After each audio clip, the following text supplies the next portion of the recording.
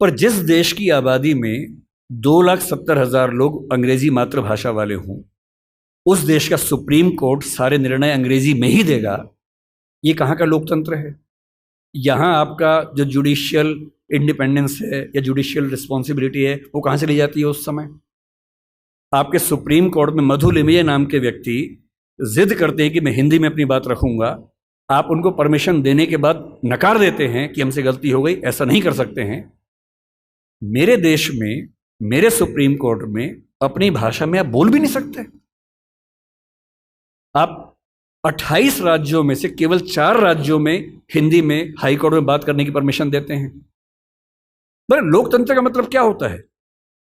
कुछ गिने चुने एलिट्स के हिसाब से जनता अपनी भाषा बदलेगी या जनता की भाषा से प्रशासक भाषा बदलेंगे अपनी? अगर लोकतंत्र है तो लोकतंत्र में जनता की भाषा ही केंद्र में होनी चाहिए, कोई और भाषा केंद्र में कैसे हो सकती है? पर हम लोग इतने आदी हो चुके हैं, हम स्लेव मेंटेलिटी के इतने अभ्यस्त हो चुके हैं कि हम ये प्रश्न कभी नहीं करते। हमारे सुप्रीम कोर्ट के चीफ जस्टिस या कोई जज हिंदी में क्यों नहीं बात कर पाते? और नहीं कर पाते, मैं फिर बार बार कह रहा हूँ, मामला सिर्फ हिंदी का नहीं।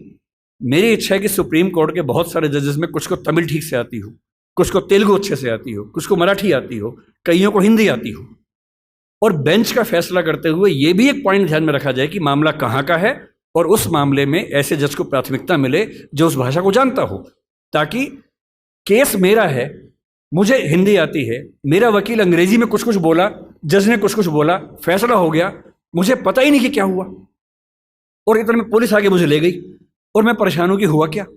मेरे मामले के किसी प्रसंग में मेरी भूमिका ही नहीं है, क्योंकि सारी प्रक्रिया 2 ऐसे व्यक्तियों के बीच में चल रही है जिनके पास एक भाषा है जो मेरी भाषा नहीं है, जबकि मामला मेरा है, और कहने को लोकतंत्र है। ये लोकतंत्र नहीं है, ये भाषा के स्तर पर तानाशाही है, बुरी चीज है। और मैं जब भी ये बात कहता हूं, बार बार कहता हूं, ज्ञान की भाषा के तौर पर अंग्रेजी का सम्मान करना जरूरी है, क्योंकि रिसर्च आप उसके बिना नहीं कर पाएंगे। बहुत मामलों में सीखने की जरूरत है, उससे भी, जापानीज से भी, फ्रेंच से भी, सबसे सीखने की जरूरत है।